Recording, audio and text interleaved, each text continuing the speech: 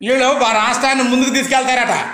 రాష్ట్రాన్ని ముందుకు తీసుకెళ్ళి బంగాళాఖాతంలో కలిపేస్తారంట. వీళ్ళు చెబుతుంటారు మాటలు. ఒక్కొక్క డైలాగ్ ఎలా ఉంటుందంటే, అది ఆ దేవుడు కూడా నిన్ను కాపాడలేడట. ఆ దేవుడు కూడా, ఈ రాజకీయాలు మాట్లాడరు, దేవుని దగ్గరికి వెళ్తున్నారు మనుషులు, దేవుని దగ్గరికి వెళ్తున్నారు. దేవుడు కూడా ఏం చేయలేడట. దేవుడు ఏం చేయలేడా? అరే రే ఆయన ఒట్టి మాట చదివితే చాలు కదా, ఈ భూమి అంతు లేకుండా పారిపోతుంది. ఆయన మాట సెలవిస్తే భూమి పుట్టింది.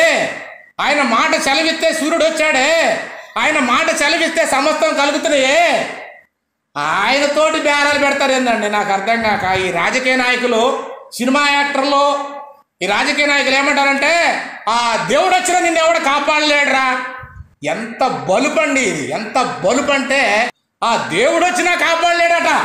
అబ్బా ఎంత తెలివో, ఎంతరా నీ గొప్ప, ఎంత ఒక చాకు తీసుకొని పుట్టుక్కును కొడితే చావా? ఎంత గొప్పతనం నీది. ఆ చాకు నుండి నువ్వు కాపాడుకో, నీ వల్ల అవుతుందా? బాగా బలుపెక్కువయ్యి ఆ దేవుడు వచ్చినా నిన్ను కాపాడలేడు అంటాడు. మూర్ఖం బాగా పెరిగిపోయింది మనుషులకు అర్థం కాక. తన జీవితకాలం ఎంత 60 ఏళ్ళు 70 ఏళ్ళు. నీకు పూర్ణాయుసు దేవుడు ఇస్తే బతుకుతావు, లేకుంటే మధ్యలో ఏ యాక్సిడెంట్లోనో ఏ హార్ట్ అటాక్ వలనో 30 ఏళ్ళకే ఎగిరిపోతుంటావు. ఇంత చిన్న ఆయుష్కాలం దేవుడిస్తే నీతి న్యాయాలను అనుసరించి బతకడం వదిలిపెట్టేసి దేవుణ్ణే చాతయద్దా నీకు అని దేవుడికే ప్రశ్నిస్తున్నాం మనం. నిన్ను కాపాడుతున్న దేవుణ్ణి మర్చిపోయో, నీకు అధికారం ఇచ్చిన దేవుణ్ణి మర్చిపోయో, ఇదంతా నాదనుకుంటావా? అంటే నువ్వు ఒక్కడవే, ఈ మనుషులందరికైనా నువ్వు ఒక్కడవే గొప్పవాడవని నిన్ను నువ్వు విర్రవీగుతావా?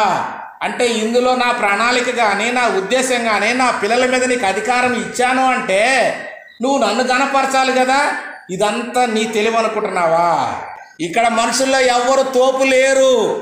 డబ్బుంటే ఉండొచ్చు, బలగం ఉంటే ఉండొచ్చు, 100 లక్షల కోట్లు ఉండొచ్చు. అయ్యా వాళ్ళు కూడా మనుషులే. వాళ్ళు ఒక బుల్లెట్తో ఒక్క పేల్చి వెళితే వాళ్ళు పుట్టుక్కని చచ్చిపోతారు. వాడికి ఎంతైనా ఉండొచ్చు బుల్లెట్ ప్రూఫ్లు, వాడు కూడా ఒక్క బుల్లెట్తో చచ్చిపోతాడు. అసలు మనుషులతో లెక్కలేదండి, అందరూ మనుషులే. వాడు ఎంతటి వాడైనా లెక్కే లేదు. వాడు గొప్ప తోపు కావచ్చు, పెద్ద రాజు కావచ్చు, ఈ లోకాన్ని పరిపాలించేవాడు కాదు. అందరూ అలాగే చస్తారు. కాకపోతే ప్రతి మనిషికి ఒక సమయం ఉంది. ఆ సమయం దాకా దేవుడు ఓర్చుకుంటాడు గనక, ప్రతి ఒక్కరికి దేవుడు అవకాశం ఇచ్చాడు గనక వాడు అన్యాయం చేయగానే వాడికి మరణం రాదు. ఎందుకు? దేవుడు అవకాశం ఇచ్చిన తర్వాత దేవుడు మాటిస్తే వెనక్కి తీసుకోడండి. ప్రతి ఒక్కరికి ఒక ఆయుష్కాలం ఇచ్చాడు. ఆ ఆయుష్కాలంలో నువ్వేం చేస్తున్నావో దేవుడు చూస్తుంటాడు. అయితే నీకు తగిన బుద్ధి చెప్పే సమయం వచ్చినప్పుడు ఖచ్చితంగా నీకు బుద్ధి చెప్తాడు.